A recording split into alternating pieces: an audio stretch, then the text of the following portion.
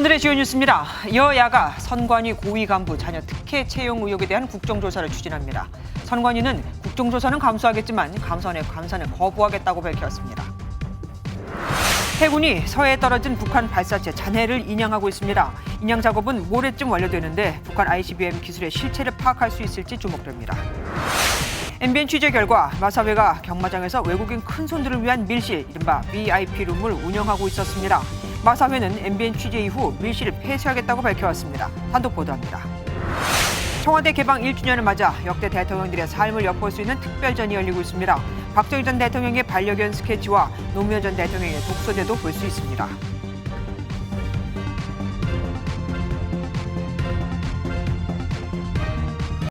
날로 커지는 중앙선거관리위원회의 채용 비리 의혹. 결국 권익위와 감사원 모두 다 칼을 빼들었습니다. 그런데 선관위가 권익위의 조사는 받겠다면서도 감사원의 감사는 받아들일 수 없다는 입장을 밝혔습니다. 독립성을 이유로요. 선거에 있어 중립, 독립성은 중요한 게 맞지만 채용 의혹과는 무슨 상관일까요? 혹 전 정부에서 임명한 수장이 있는 권익위만 받겠다 이걸까요? 선관위는 지난 대선 소쿠리 투표 사태 때도 감사원 감사를 거부했었죠. 두 기관의 충돌이 재현될 조짐입니다. 국회에선 선관위에 대한 국정조사 논의가 급물살을 타고 있습니다. 첫 소식 유호준 기자가 준비했습니다. 감사원이 선관위 고위 간부 자녀 특혜 채용 문제에 대한 직무감찰을 예고하자 선관위가 즉각 거부 방침을 밝혔습니다. 선관위는 헌법상 독립기구로 감사원의 직무감찰 대상이 아니라 수용할 수 없다는 겁니다. 또 선관위 인사사무에 대한 감사는 선관위 사무총장이 실시한다는 국가공무원법도 근거로 들었습니다. 감사원은 감사원법에서 규정한 감사 제외 대상은 국회와 법원, 헌법재판소 3곳뿐이라며 선관위 감사에 문제가 없다고 맞받았습니다. 국민의힘 김기현 대표는 황당하기 짝이 없다며 선관위를 비판했습니다. 고용 세습과 같은 이런 일반 행정 사무에 대해서도 헌법 위에 존재하는 기관인 것처럼 군림한다면 그건 용납되지 않는 일. 더불어민주당 역시 어떤 경우에도 특혜 채용은 용납할 수 없다고 날을 세웠습니다. 국회 차원의 선관위 국정조사 논의도 시작됐습니다. 국정조사가 필요하다라고 하는 데에 있어서 저희 의견을 모았고 오늘 회동에서 논의 진전이 있지 않을까. 여야가 국정조사 필요성엔 공감대를 이뤘지만 노태학 선관위원장 거취를 놓고는 입장차를 보이고 있어 국정조사가 순조롭게 이뤄질지 관심입니다. MBN 뉴스 유호정입니다.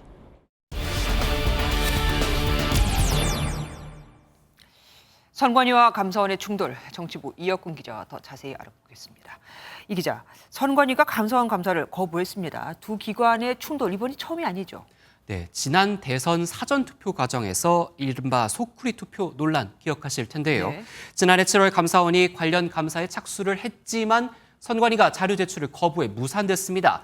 독립성과 직결된 선거 직무라는 게 이유였습니다. 하지만 선관위도 감사원의 조사를 받은 적이 있지 않습니까?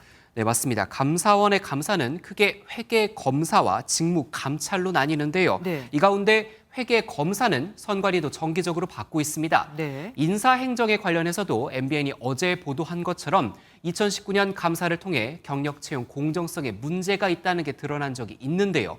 감사원 관계자는 이 보도를 언급하면서 선관위의 태도는 앞뒤가 맞지 않는다고 했습니다. 감사원은 인사행정은 선거 직무로 보기 어려운 만큼 조만간 자료 제출을 요청할 계획입니다.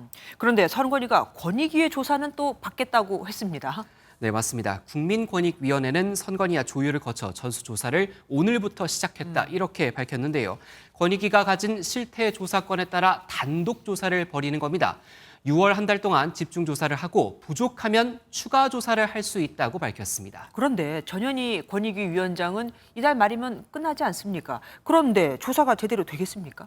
네, 문재인 정부 시절에 임명된 전현희 권익위원장은 오는 27일에 임기가 끝납니다. 네. 지난달 30일 처음 조사를 언급한 건 전 위원장이지만 오늘 브리핑에 나선 건 윤석열 대통령이 임명한 정승윤 부위원장인데요. 여러 우려에 대해 이렇게 답했습니다. 우리 위원장께서 조금 앞서서 발표하신 게 조금 약간의 오해를 산 거 있고 국민권익위원회가 마치 선관위에게 면죄부를 주는 그런 조사를 할 거라는 그런 언론 보도도 있고 우려도 있습니다. 그런 점 없습니다. 하지만 권익위 조사는 강제성이 없어서 개인정보 등 민감한 사항을 들여다보기 어렵다는 한계가 있습니다. 그러니까 선관위가 부담이 자기들한테 적은 권익위 조사만 수용했다는 비판이 나오는 거 아니겠습니까? 네, 여당이 그렇게 주장을 하고 있는데요. 국민의힘은 선관위가 명분은 독립성을 내세웠지만 결국 치부를 드러내기 싫다는 거라고 비판을 했습니다. 여당은 권익위의 조사와 별개로 인사 문제 등의 전문성을 갖춘 감사원 감사가 반드시 필요하다는 입장입니다. 그런데 이 와중에 선관위에서 또 하나의 의혹이 불거졌습니다. 이거 뭡니까? 지금까지는 아빠 찬스 위주였는데요. 이제 형아 찬스 의혹도 아이고. 제기가 됐습니다. 네. 국민의힘 이만희 의원실에 따르면 선관위 2급 고위직의 동생이 선관위에 온 뒤 초고속 승진을 했는데요. 퇴직자까지 전수조사를 하면 채용 비리가 추가로 나올 가능성도 커 보입니다. 예, 뉴스 추적 이혁훈 기자와 함께했습니다. 이례적으로 위성 발사 실패 소식을 공개적으로 알린 북한이 이번엔 위성 발사 당시 사진까지 공개했습니다. 통상 미사일의 모습과 달라 우린 진짜로 탄두가 아닌 위성을 탑재했다. 이걸 알리기 위한 것으로 보입니다. 물론 북한 주민들은 볼 수 없는 매체를 통해서지만요. 김여정 노동당 부부장은 머지않아 임무를 수행할 것이라며 위성 추가 발사를 예고하기도 했습니다. 먼저 신지호 기자가 보도합니다. 로켓이 화염을 일으키며 하늘 위로 솟구칩니다. 동시에 거대한 희뿌연 연기구름도 함께 내뿜습니다. 북한이 조선중앙통신을 통해 천리마일형 발사 당시 장면을 공개했습니다. 지난 2016년 광명성 4호를 실은 로켓 광명성과 비교해봤더니 이번에 공개된 천리마일형의 윗부분 위성 덮개는 몸체보다 더 뭉툭합니다. 발사체는 최소 2줄기 이상의 화염을 내뿜었는데 여러 개 엔진을 결합한 ICBM 엔진 기반으로 추정됩니다. 2016년에 포착된 대형 발사 지지대 겐트리 타워 대신 사각형 콘크리트 패드 위에 고정시킨 뒤 발사한 점도 눈에 띕니다. 이번 발사는 기존 서해 위성 발사장에서 3km 떨어진 바닷가에 급조된 새 발사장에서 진행된 것으로 추정됩니다. 그때에 비해서 발사체 성능이라든가 발사 방식 자체는 일단 진보를 한 거죠. 근데 이제 성능이 다만 안 나올 뿐이지. 김여정 당 부부장은 담화를 통해 미국 등 다른 나라는 수천 개의 위성을 쏘아 올리고 있다며 북한도 머지않아 임무 수행에 착수할 것이라며 추가 발사를 예고했습니다. MBN 뉴스 신재우입니다. 군 당국은 서해에 추락한 북한 우주 발사체의 잔해를 인양하고 있죠. 생각보다 크고 무겁고 또 더 깊이 내려가서 모레쯤 인양이 될 것으로 보입니다. 이종석 국방부 장관은 발견한 잔해가 로켓의 2단 부분으로 보인다며 이번 발사체가 ICBM과 기술적으로 유사하다고 밝혔습니다. 북한의 기술 수준을 알아볼 수 있는 기회가 될 수 있는 거죠. 권영봉 기자입니다. 북한이 발사한 우주 발사체가 낙하한 지점은 어청도 서방 200여 킬로미터 해상입니다. 군 당국은 수심 75m 아래에 수평으로 누워진 길이 15m, 직경 2에서 3m 잔해를 인양 중입니다. 현재 함정 수척과 항공기를 투입하여 추가 잔해물을 탐색하고 있고 동체 일부를 인양하기 위해 발사체의 전체 길이는 30여 미터로 잔해는 1단 분리가 이루어진 뒤 추락한 2단 추진체가 포함된 동체로 추정됩니다. 인양해야 될 부분은 2단체로 보고 있는데 그 이상 3단체하고 탑재체 이 부분에 대해서는 지속적으로 추적을 하고 있습니다. 수면 위로 끌어올리는 도중 미끄러질 정도로 잔해의 무게가 상당해 인양까지 이틀 정도 걸릴 것으로 예상됩니다. 이종섭 국방부 장관은 이번 발사체가 ICBM과 기술적으로 동일하다고 말했습니다. 발사체의 잔해가 북한 ICBM 기술 수준을 가늠할 단서가 될지 주목됩니다. MBN 뉴스 권용범입니다. 어제 아침 북한이 쏜 우주 발사체보다 서울시가 보낸 경계경보 문자에 더 놀라고 혼란스러웠다는 불만이 많았죠. 결국 정부가 경계경보 문자에 구체적인 정보를 담는 등 시스템을 대폭 손질하기로 했습니다. 또 오발령 사태를 두고 책임 공방을 벌이고 있는 행안부와 서울시에 대해 감찰에 착수했습니다. 최돈희 기자입니다. 대피할 준비를 하시고 어린이와 노약자가 우선 대피할 수 있도록 해달라. 문자는 9분이나 늦었고 어디로, 어떻게 대피하라는 건지 내용은 없었습니다. 진짜 전쟁 나서 미사일이었다고 생각을 하면은 이미 늦지 않았었을까. 이미 대처하기는 좀 늦었다. 이마저도 오발령된 문자. 이를 확인하는 데만 22분이 걸렸습니다. 이미 혼란이 빚어진 뒤였습니다. 발송 시각도 우리보다 10분 이상 빠르고 내용도 구체적인 일본의 경보 문자와는 딴판입니다. 결국 정부가 경계경보 문자 시스템을 대폭 뜯어고치기로 했습니다. 북한이 추가 발사를 예고한 만큼 혼란이 재발되는 것을 막고 경계경보 문자의 발송 목적, 대피 장소 같은 구체적인 정보를 담는 등 시스템을 개선하겠다는 겁니다. 다만 70자가량의 짧은 문자가 긴 문자로 넘어가는 MMS 발송에 대한 기술적인 부분 등은 종합적인 검토가 필요하다고 덧붙였습니다. 이런 가운데 오발령에 대한 책임 공방을 벌이고 있는 행안부와 서울시에 대한 감찰도 진행되고 있습니다. 경계경보 문자 발령 경위를 비롯한 당시 군의 발령 요청 상황, 지령방송 타당성 등 이번 사태 전반이 조사 대상입니다. 국무조정실 관계자는 국민적 관심이 높은 만큼 신속하게 진행할 계획이라고 밝혔습니다. MBN 뉴스 최돈입니다. 북한은 저런데 우리는 뭐 하고 있지 싶은 분들 많죠. 한국형 미사일 방어 체계도 진화하고 있습니다. 북한 미사일을 요격하는 한국형 사드의 4번째 발사가 성공했거든요. 이번 요격 시험은 처음으로 언론에 공개되기도 했죠. 지대공 미사일이 전력화되면 저고도와 고고도에서 미사일 방어를 담당하는 천궁, 사드와 함께 북한의 핵과 미사일을 막을 수 있게 됩니다. 김태희 기자가 보도합니다.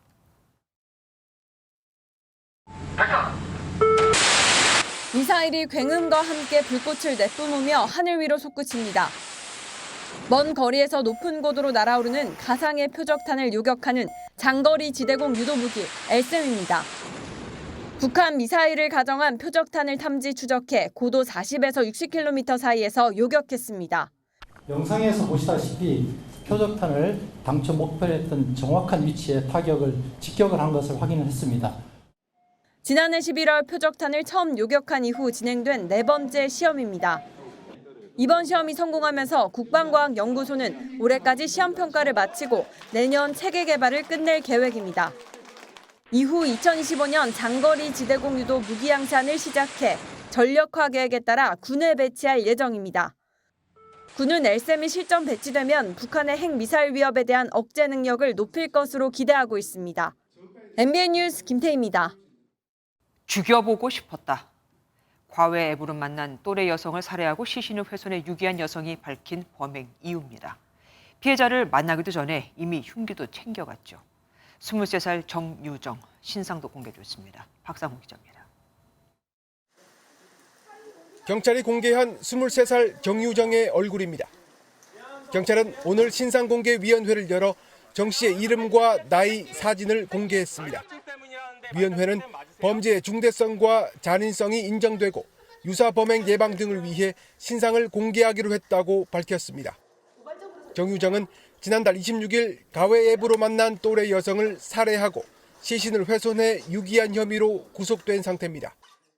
정 씨는 그동안 피해자와 다투다 우발적으로 범행을 저질렀다고 진술했지만 닷새 만에 계획적인 범행이었다고 자백했습니다. 평소에 살인 충동을 느껴 범행을 해보고 싶었다며 미리 흉기를 들고 가 유기까지 계획한 것으로 확인됐습니다. 처음에는 과외 교사를 구하는 학부모인 것처럼 접근했고 범행 당일에는 중3 딸이 방문하는 것처럼 중고 사이트에서 산 교복까지 입고 갔습니다. 범행 후에는 곧장 옷을 갈아입었습니다. 실종 사건처럼 꾸미려고 피해자의 신분증과 휴대전화, 지갑까지 챙겨 나왔습니다. 경찰은 정유정이 범행 3개월 전부터 인터넷으로 시신 없는 살인 등의 문구를 집중 검색했다며 사이코패스 검사도 검토 중이라고 밝혔습니다. 정 씨는 뒤늦게 피해자와 가족들에게 미안하다는 말을 했습니다. 경찰은 내일 오전 9시쯤 정유정을 살인과 사체 유기 등의 혐의로 검찰에 송치할 예정입니다. 그때 정 씨의 실제 얼굴이 처음 공개될 것으로 보입니다. MBN 뉴스 박상호입니다. 1인당 한 경기에 10만 원이 최대인 베팅 규정을 어기고 수백, 수천만 원씩 베팅하는 경마장 고액 연속 베팅 소식 오늘도 이어드리겠습니다. 어제 잠깐 소개해드렸지만 과천 경매장 5층에는 돈을 내야 들어갈 수 있는 라운지가 따로 있습니다. MBN이 취재진들이 어렵게 여기 잠입을 했는데요. 상당수가 외국인들이었습니다. 6층에는 아예 해외 큰손들을 모시는 VIP 밀실까지 있었죠. 이런데도 마사회가 진짜 몰랐을까요? 이규영 기자가 단독 보도합니다. 1인당 구매 상한선인 10만 원을 훌쩍 넘어 고액 연속 베팅이 이뤄지는 경기 과천의 레츠런파크 5층 C라운지. MBN 취재 결과 연속 베팅 일당 상당수는 라운지 내 회원실을 장기간 빌려 팀처럼 활동하는 외국인들인 것으로 확인됐습니다.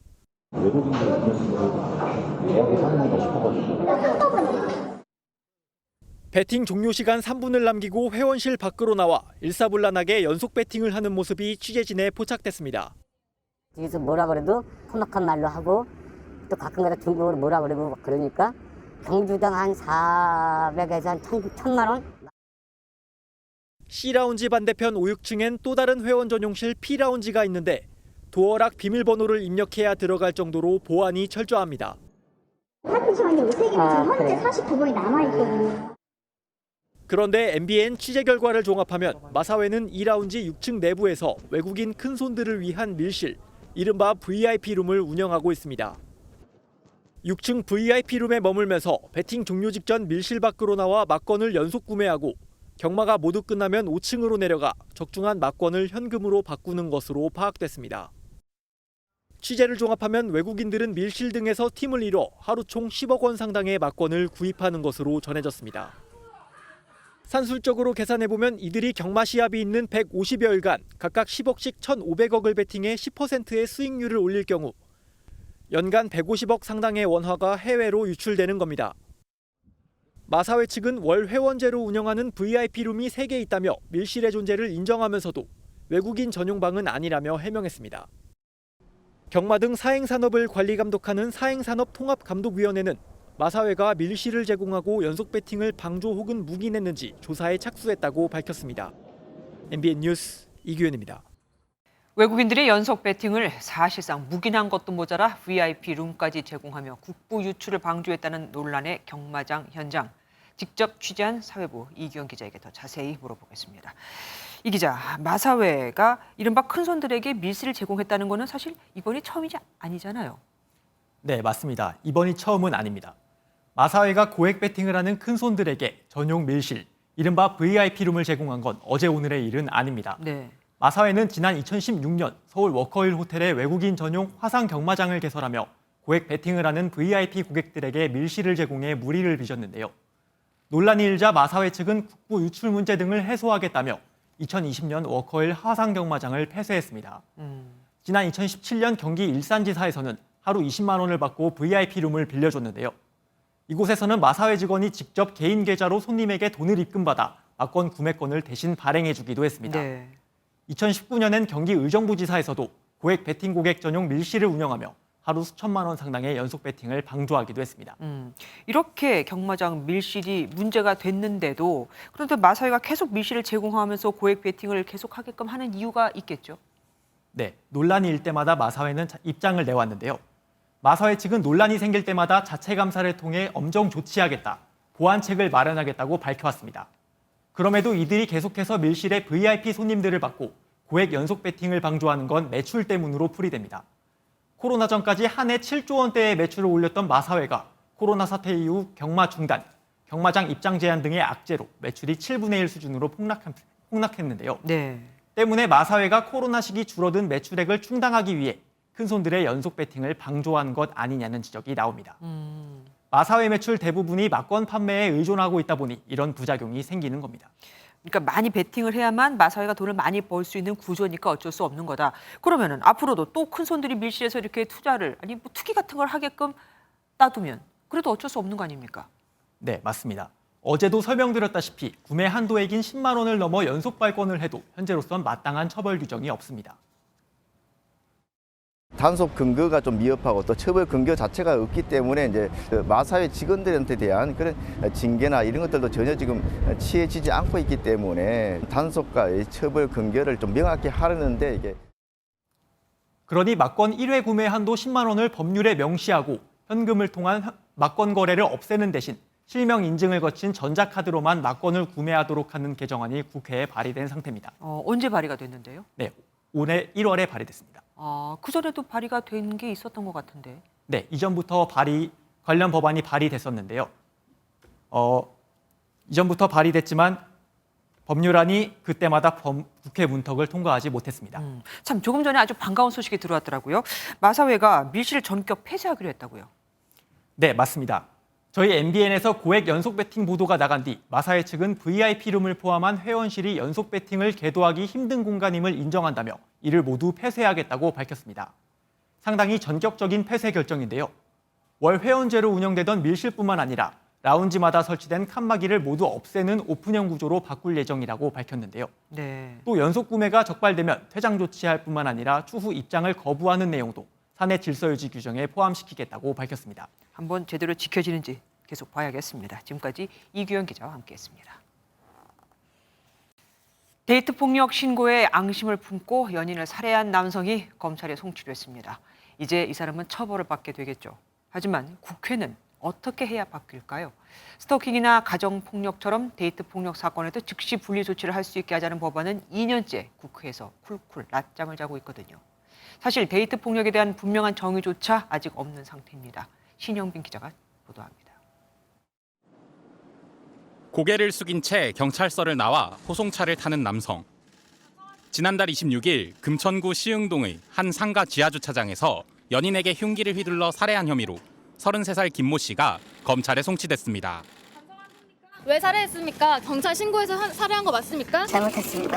전에도 피해자 폭행한 적 있나요? 옛 연인을 폭행 후 납치하는가 하면 옛 연인에게 흉기를 휘두르는 등 데이트 폭력 범죄는 지난 2014년 6,675건에서 8년 만에 2배 가까이 늘었습니다.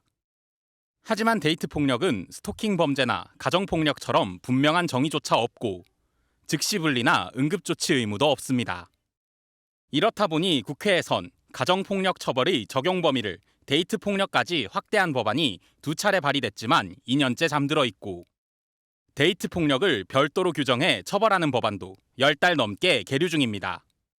그 행태가 처음에는 미비하다고 하더라도 굉장히 극적으로 기화되는 양상을 띠고 있는 범죄입니다. 때문에 사전적으로 접근 금지 등의 제한 조치를 적극적으로 시행할 필요가 있습니다. 추가적인 입법적인 보완 조치도 시급히 마련돼야 할 겁니다.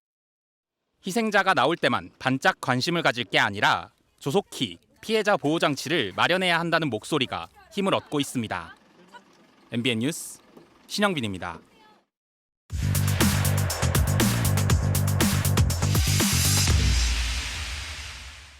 사회기자님 정태용. 한범수입니다. 첫 번째 키워드입니다. 누가 머리채를 잡고 욕설을 했나 보죠? 한번 직접 보시죠. 네. 여기가 군대 사병들 같고요. 그렇죠. 해병대 생활관이거든요. 네. 푸시업 상태로 얼차려 받고 있는 것 같아요. 네. 저기서 머리채 잡고 위협했다 그 말이군요. 그렇죠. 손발로 위협하는 모습도 보이시죠. 네. 자막까지 볼까요? 이 마투임을 강하게 키운다 이렇게 돼 있고요. 음성까지 들으면 상황이 더 심각합니다.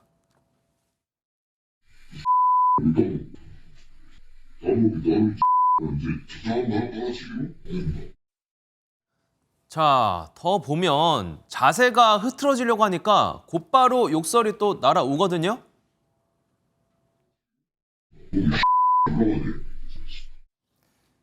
요새도 저런 부조리가 있나 싶습니다. 어떻게 알려지게 된 거죠? 저게 SNS에 떠돌던 영상이 군 제보 페이지에 올라오면서 논란이 커진 건데요. 군 관계자에게 물어봤습니다. 이 선후임 사이는 맞다. 하지만 양측 모두 장난 섞인 연출이었다 해명하고 있다고 밝혔습니다. 정확한 경위는 군 경찰을 통해서 철저히 조사 중이라고 덧붙였고요. 네, 설령 장난이었다고 해도 병역 문화 쇄신에 걸림돌이 될 만한 영상 같습니다. 맞습니다. 조치가 필요합니다. 네, 다음 보겠습니다. 20대 카페 사장님이 날벼락을 맞았다고 할 만큼 카페에 안 좋은 일이 생긴 거잖아요. 네, 먼저 사진부터 볼까요? 네. 카페 뷰가 바깥쪽처럼 저렇게 변했습니다. 이게 뭐 그냥 공사판인데요. 이게 컨셉이 아닌 거죠, 지금. 굴착기가 땅을 헤집어 놨고 어느 정도 제가 마음의 준비를 했는데도 예상을 뛰어넘는데요. 카페 전망만 나빠진 게 아니고요. 네. 카페로 오고 가는 길까지 막혔습니다. 손은 그 피부색이 안 보일 정도로 먼지가 묻어 나오는 거예요. 악취가 이제 숨을 쉬지 못할 정도로. 아니, 갑자기 무슨 공사가 이루어지는 거예요? 네, 하수도 공사입니다. 지난달 서울 양천구가 2주 동안 진행했습니다. 카페까지 통행로 확보해준다고 해놓고 약속 어기고 공사 기간도 일방적으로 늘렸다는 게 카페 사장님 하수연이었습니다. 다른 데로 옮겨가시는 분들이 많아서 한 50%에서 80%의 매출이 좀 떨어졌던 것 같습니다. 아니 뭐 하수도는 사회 기반 시설이니까 필요하면 보수공사 당연히 해야겠죠. 그렇죠. 아니 근데 저렇게 생업에 지장이 생기면 안 되잖아요. 네, 맞습니다. 현장 가보니까 비슷한 생각하는 사람들 더 만날 수 있었습니다. 피해를 입은 카페 주변에는 음식점도 있습니다. 마찬가지로 공사로 인해 큰 불편을 겪었습니다. 막 머리가 띵해요, 기계 소리에 막. 당연히 줄지야. 누가 있을 건데 뭘 오나요, 안 오지? 그런데 서울 양천구 측은 피해 보상 계획이 전혀 없는 듯 보였습니다. 공사에 들어간 예산 가운데 소상공인 피해 보상과 관련된 부분이 없다는 거죠. 이 정도면은 소송이라도 해서 보상금을 받아내야 되지 않을까 싶거든요. 법적으로 다퉈볼 만합니다. 그런데 소송 비용이 오히려 더 나와서 마음을 접을 수밖에 없었다고 합니다. 지자체에서 습관적으로 하는 말 있잖아요. 소상공인 위한다, 소상공인 위해서 이런 말 생각나는데 맞아요. 말이랑 행동이랑 좀 다르네요. 네. 다음으로 넘어가겠습니다. 노총각 배우자 채용, 이런 채용이 있나요? 실제로 있었습니다. 한번 볼까요? 자, 채용 사이트 같은데 그렇죠? 일단 월급은 많은 것 같은데요. 네. 네, 채용 조건이 회사 대표와 결혼이네요. 네. 평생 근무라고도 돼 있죠. 네. 자, 세부 요건까지 몇 가지 더 한번 보시죠. 8월 8일 혼인신고 이후에 출산을 해야 한다. 81세 제 어머님을 돌봐줘야 한다. 뭐 전화, 카톡 이렇게 원격으로 업무 요청하겠다. 이런 식의 글들이 있었습니다. 네. 글은 곧 삭제됐고요. 눈을 의심하게 만듭니다. 맞습니다. 구직자들이 지나가면서 적을 보고 어이없을 것 같거든요. 네. 아, 삭제 요청을 그들이 했나 보죠? 그건 아니었고요. 아니었어요? 네. 사이트, 공고 사이트 측에서 게시물을 일방적으로 내렸다고 합니다. 저희 자체 필터 규정들이 있어요. 저희가 바로 처리를 하기는 했는데 즉시 공고 마감 처리를 진행하면 더 이상 노출이 안 되거든요. 자, 사이트 측은 이번 일을 계기로 실시간 모니터링을 앞으로 더 강화하겠다고도 밝혔습니다. 그래야죠. 2023년 대한민국에서 저런 정근대적인 발상이 나오다니 좀 놀랐습니다. 저도 놀랍습니다. 네. 오늘은 여기까지 하겠습니다. 사회기자 M이었습니다. 앱을 통해 의사의 진찰을 받을 수 있는 비대면 진료가 오늘부터 재진 위주로 바뀐다는 소식 전해드렸죠. 그런데 취재기자가 직접 해봤더니 첫 진료도 가능했습니다. 계도 기간 3개월도 초지를 막지 않았거든요. 또한 환자도 의사도 심지어 약사까지 현장에서는 혼란스러운 상황이 벌어지고 있었습니다. 최희지 기자가 취재했습니다. 이제 비대면 진료는 일부 예외를 제외하면 재진만 가능합니다. 초진인 제가 비대면 진료 앱을 통해 진료 신청을 해보겠습니다. 과거 진료를 받은 적이 없는 병원에 여드름약 처방을 의뢰했습니다. 1분 남짓 통화 끝에 처방을 받았습니다. 정부는 앞서 첫 진료를 비대면으로 할 수 있는 경우는 거동이 불편하거나 만 18세 미만 소아 청소년에 한해 야간과 휴일에만 허용한 바 있습니다. 하지만 오는 8월까지 계도 기간 3개월을 뒀기 때문에 현장에선 혼선이 빚어지고 있습니다. 약국도 비슷한 상황입니다. 약사법에는 처방 전 원본을 2년 동안 보관해야 하는데 이메일과 팩스로 온 처방전을 대신 보관해도 되는지 명확한 기준이 없습니다. 의사들의 전자 서명을 해서 약국에서 이것이 원본이다라고 인정할 수 있는 전자적 방법이 있는데 이 부분에 대해서 진전이 없어요. 약사들은 또 계도 기간 동안 오남용 우려가 있는 사후피임약 등 사용 시 주의가 필요한 비급여 약품을 처방전에 따라 내줘야 하는지 혼란을 우려하고 있습니다. MBN 뉴스 최희지입니다. 올해 반려동물을 키우는 인구가 벌써 1,300만 명을 넘어섰습니다. 반려동물을 가족같이 여기는 이가 많아진 건데 그래서일까요? 서울시의회 의원이 개와 고양이 식용을 금지하는 조례안을 발의해 주목을 받고 있습니다. 김세희 기자가 취재했습니다. 저출산 고령화 현상으로 1인 가구가 늘면서 반려동물도 증가해왔습니다. 올해 우리나라 국민 중 반려동물을 키우는 사람은 1,306만 명으로 추정되는데 4명 중 1명꼴입니다. 하지만 여전히 개와 고양이를 비위생적으로 관리하고 식용으로 유통하는 곳은 많습니다. 이에 서울시 의회가 서울시장으로 하여금 개와 고양이 식용 행위를 예방하고 금지하도록 하는 조례안을 만들었습니다. 시장은 동물복지 증진을 위해 개와 고양이 식용 금지 문화를 조성하고 확산될 수 있도록 노력해야 한다고 규정했습니다. 개, 고양이 식용 금지를 어기는 경우는 기존의 식품위생법을 적용해 벌금과 과태료를 부과하도록 했습니다. 축산물위생관리법은 개와 고양이는 가축으로 인정하지 않고 있고 식품위생법은 기준에 맞지 않은 식품을 판매 진열할 경우 5년 이하의 징역 또는 5천만 원 이하의 벌금에 처할 수 있게 규정하고 있습니다. 또 식품위생법은 판매를 목적으로 식품을 제조, 진열 등을 할 때 위생적으로 다루도록 규정하고 있는데 이를 어기면 500만 원 이하의 과태료를 부과하도록 하고 있습니다. 관습적으로 오랫동안 개고기를 먹어왔다는 이유로 법 적용 대상에서 제어되었고 단속 또한 어려운 현실이기 때문에 이번에 그 유통 및 판매업소에 대한 단속 규정을 담아서 조례 제정을 하게 되었습니다.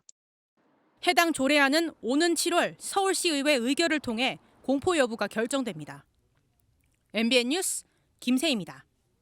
1년 동안 텅 비어있던 청와대에 역대 주인들의 손때 묻은 물건들이 돌아왔습니다.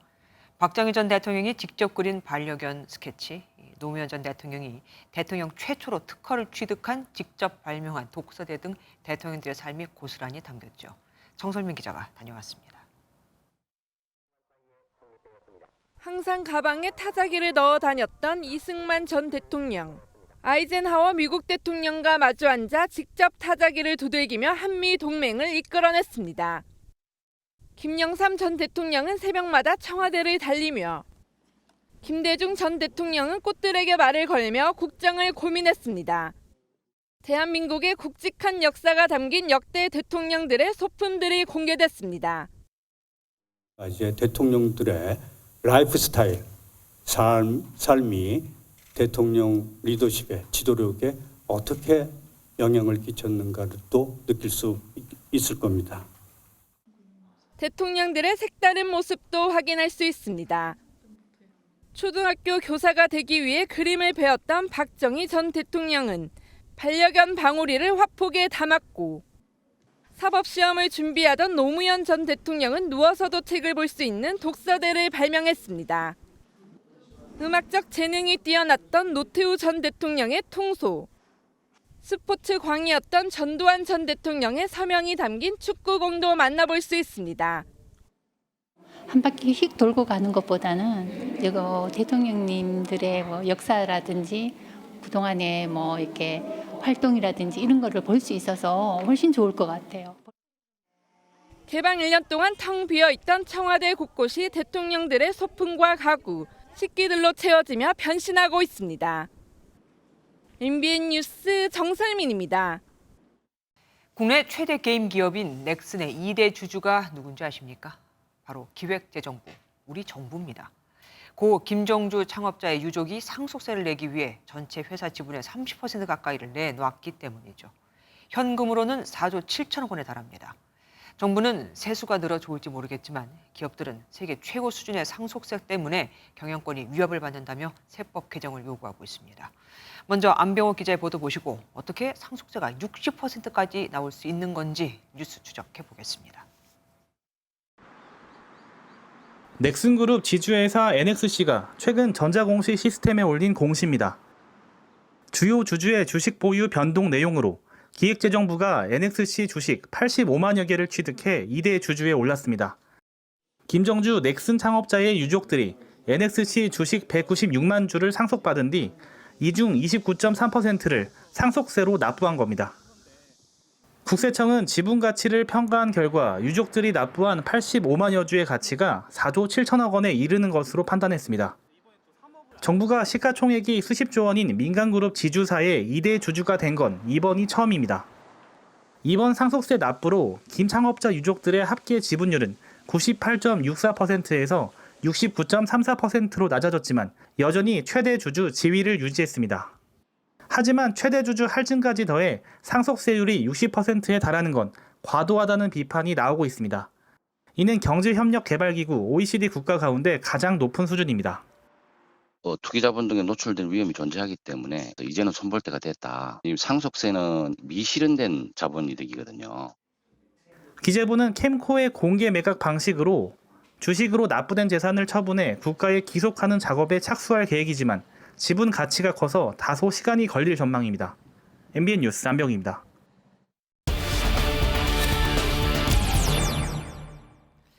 정부가 단지 세금만 받았을 뿐인데 순식간에 민간 기업의 2대 주주가 되는 황당한 일이 벌어졌습니다. 어떻게 된 건지, 또 상속세가 너무 과도하다는 비판은 맞는 건지 경제부 최윤영 기자와 더 짚어보겠습니다.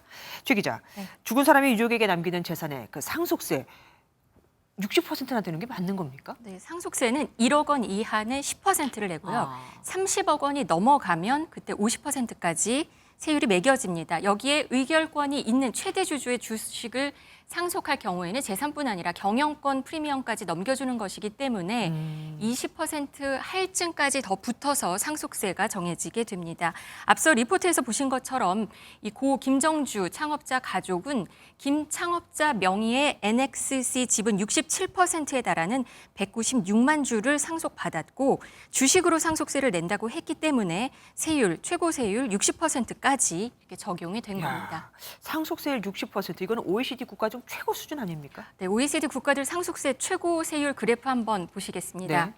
일본은 한 55%입니다. 가장 높고요. 그리고 네. 한국이 50%, 그리고 프랑스는 45%, 영국과 미국은 40% 순입니다. 그리고 그리스와 아일랜드, 터키는 10% 정도고요. 평균적으로 봤을 때는 그래서 27%가 됩니다.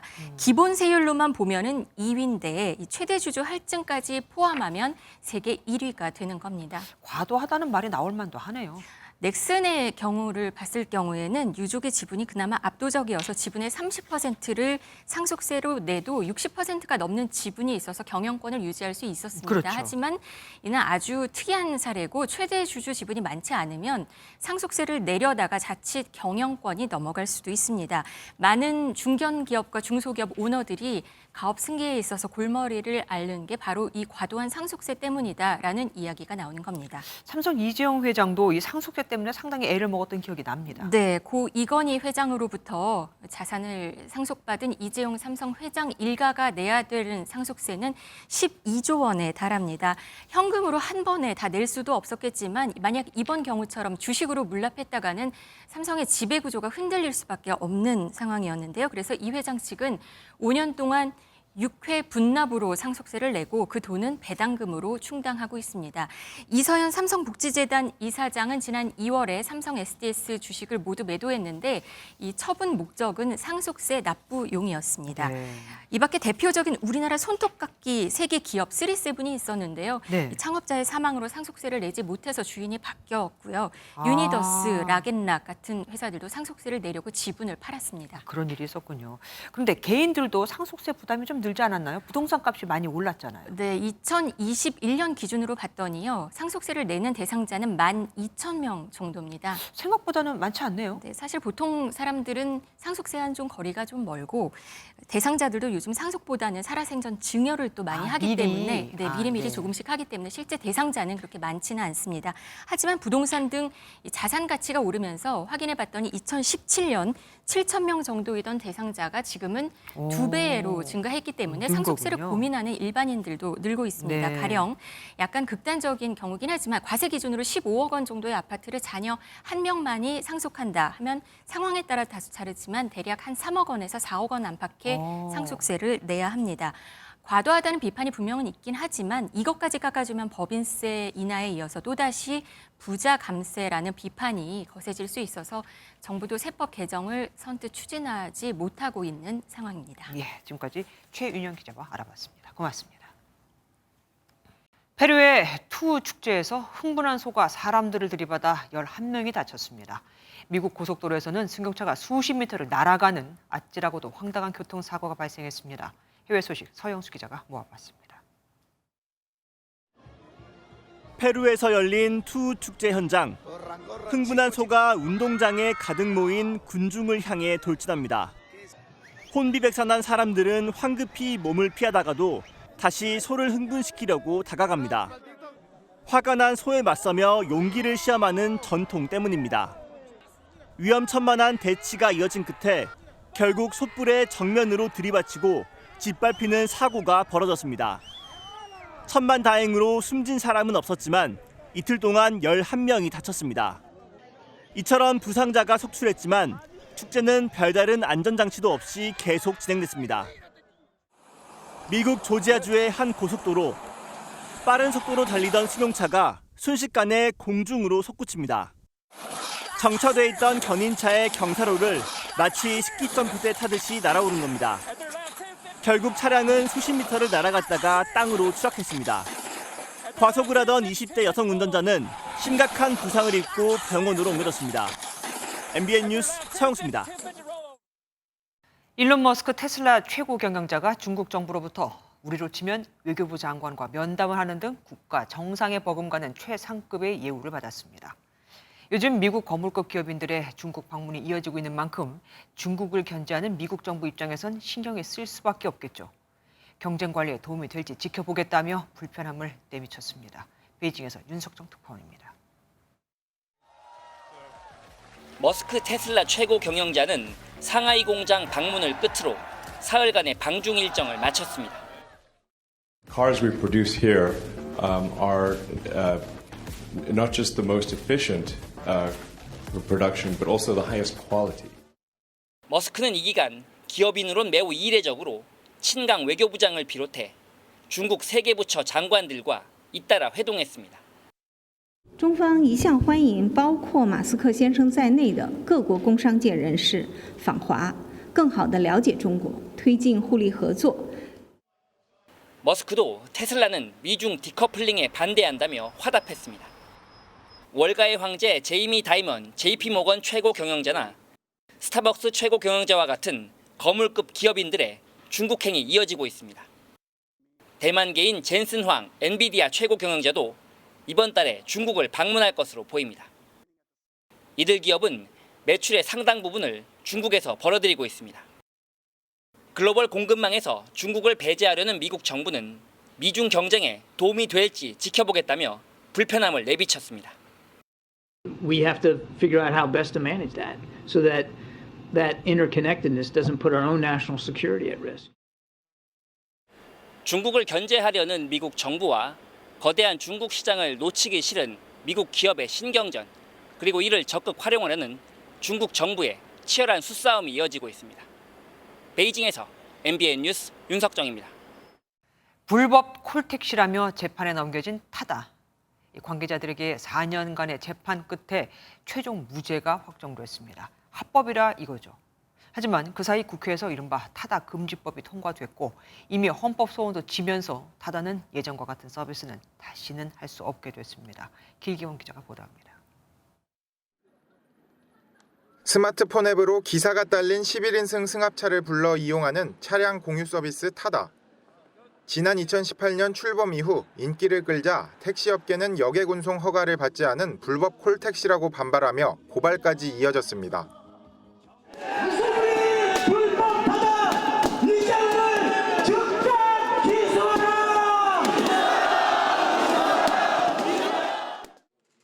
검찰도 불법이 맞다며 기소했지만 재판부는 타다의 손을 들어줬습니다. 타다는 여객을 운송하는 게 아니라 이용자가 필요한 시간에 빌리는 초단기 승합차 렌트라고 특수성을 인정한 겁니다. 우리 사회가 미래로 나아갈 수 있는 좋은 계기가 됐다고 생각을 합니다. 2심에 이어 대법원까지 무죄로 판결하며 타다 서비스는 끝내 합법으로 인정받았습니다. 하지만 그 사이 국회에서 이른바 타다 금지법이 통과됐고 여기에 타다 측이 제기한 헌법 소원도 헌재가 합헌 결정을 내렸습니다. 결국 타다는 4년 공방 끝에 무죄가 확정됐지만 법안이 바뀌며 초창기 방식이 아닌 택시기사를 채용해 운송수단을 제공하는 서비스만 할 수 있게 됐습니다. 타다 경영진이었던 이재용 전 소카 대표는 저의 혁신은 멈췄지만 새로운 일자리를 만들고 국민의 편익을 증가시키는 혁신은 우리 사회에 꼭 필요하다며 안타까움을 나타냈습니다. MBN 뉴스 길기범입니다. 후쿠시마 오염수와 관련해 한국 시찰단이 일본을 다녀온 데 이어 현지 조사를 벌였던 국제원자력기구 IAEA도 사실상 일본의 손을 들어주었습니다. 일본의 오염수 분석이 정확했고 삼중수소를 제외한 추가 방사성 핵종도 없다는 중간 보고서를 발표했거든요. 장명훈 기자가 보도합니다. 국제원자력기구 IAEA가 발표한 6번째 중간 보고서입니다. 지난해 3월 다 핵종 제거 설비로 처리한 후쿠시마 오염수 시료를 처음으로 분석한 결과가 담겼습니다. 시료 분석에는 IAEA와 우리 한국원자력기술원 등 5개 국가의 8개 연구기관이 참여했습니다. 분석 결과 IAEA는 방사성 핵종을 분석하기 위한 일본 도쿄 전력의 오염수 분석 방법이 적절하고 목적에 부합했다고 평가했습니다.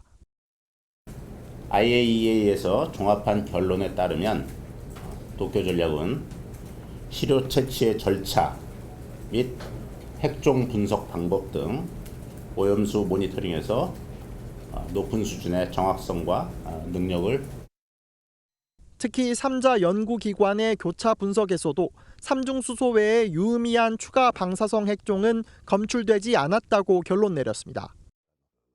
IAEA는 주변 바닷물과 어류에 어떤 영향을 미치는지 등에 대한 일본 모니터링 체계를 평가하는 추가 보고서도 낼 예정입니다. 그러나 IAEA의 첫 시료 분석에서 일본의 긍정적인 결과가 나옴에 따라 오염수 방출 계획에 힘이 실릴 것으로 전망됩니다. 원자력안전위원회는 이번 보고서로 최종 평가를 내리긴 어렵다며 2, 3차 시료 분석 결과와 다음 달쯤 나올 IAEA 최종 보고서를 참고해 결론을 내리겠다고 밝혔습니다. MBN 뉴스 장명훈입니다. 강성희 캐리어 에어컨 회장과 고상구 K&K 글로벌 트레이딩 회장 등 23명이 2023 대한민국 글로벌 리더에 선정됐습니다. 올해로 11주년을 맞은 대한민국 글로벌 리더는 우수 기업인과 기관장을 선정하는 시상식으로 올해는 리더들의 성공 스토리를 담은 세계를 품다 2023 출판 기념회도 함께 진행됐습니다.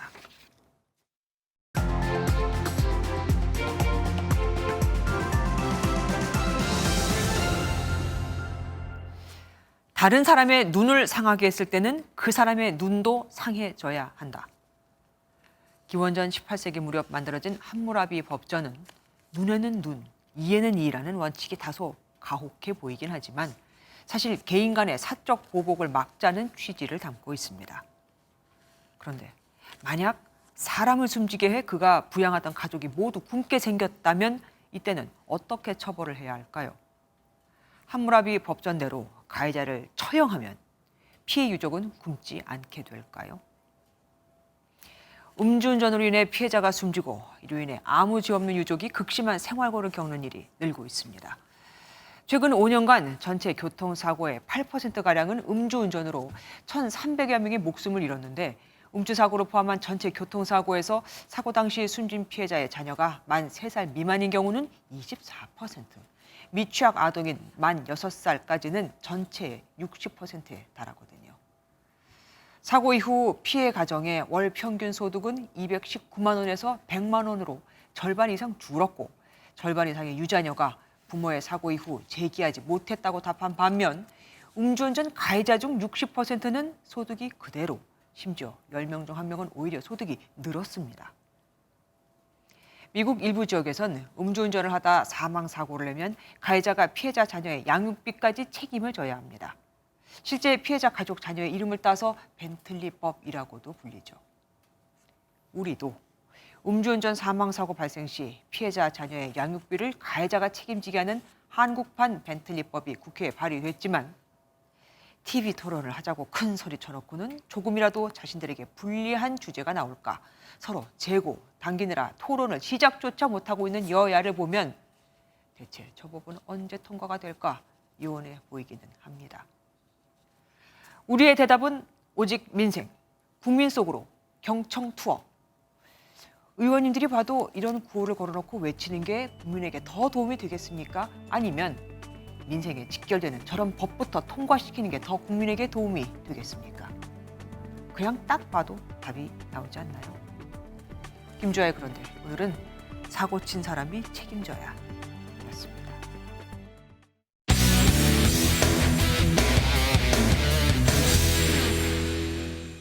스포츠 뉴스입니다.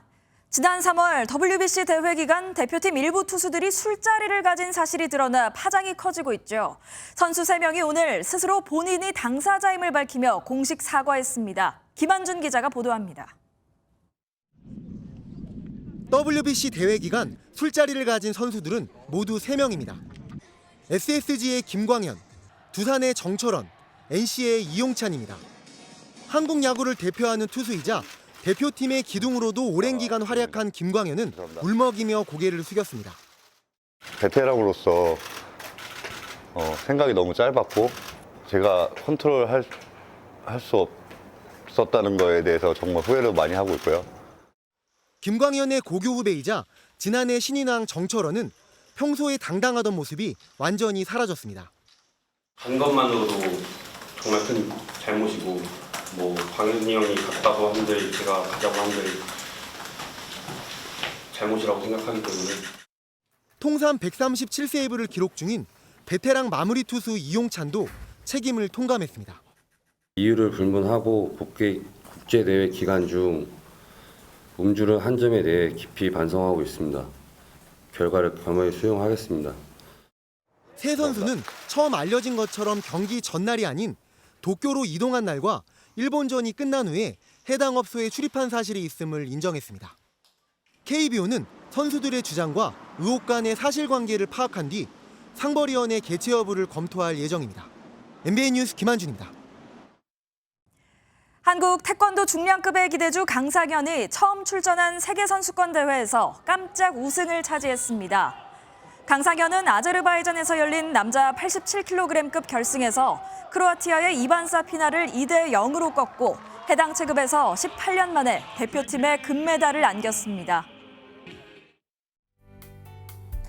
현재 남부와 충청권을 중심으로 비가 내리고 있습니다. 이 비는 내일 아침이면 모두 그치겠습니다. 그 사이 경남권 해안과 제주에 최대 80mm 이상, 전남과 영남권을 중심으로 10에서 많게는 60mm 이상이 더 내리겠습니다. 중부 내륙으로는 소나기 예보 들어있는데요. 내일 오후부터 저녁 사이 중부 내륙과 경북 동부 지역에 갑작스러운 소나기가 쏟아지겠습니다. 내일 새벽부터 아침 사이 수도권과 호남권에는 안개가 자욱하겠습니다. 오후부터는 대체로 맑아지겠지만 자외선 지수가 매우 높겠습니다. 내일 중부지방은 서울과 강릉이 27도로 오늘과 비슷하겠습니다. 남부지방도 비가 그치고 기온이 큰 폭으로 오를 텐데요. 전주가 29도, 대구 30도까지 올라 덥겠습니다. 당분간 대체로 맑겠고요. 전국적으로 30도 안팎의 낮더위도 계속되겠습니다. 내셨습니다. 안녕하세요. 김주하입니다. 공정하고 신속한 MBN 뉴스, 유튜브를 통해서도 만나보실 수 있습니다. 특히 더 많은 뉴스와 라이브를 보고 싶으시다면 오른쪽을 눌러서 구독하시면 됩니다.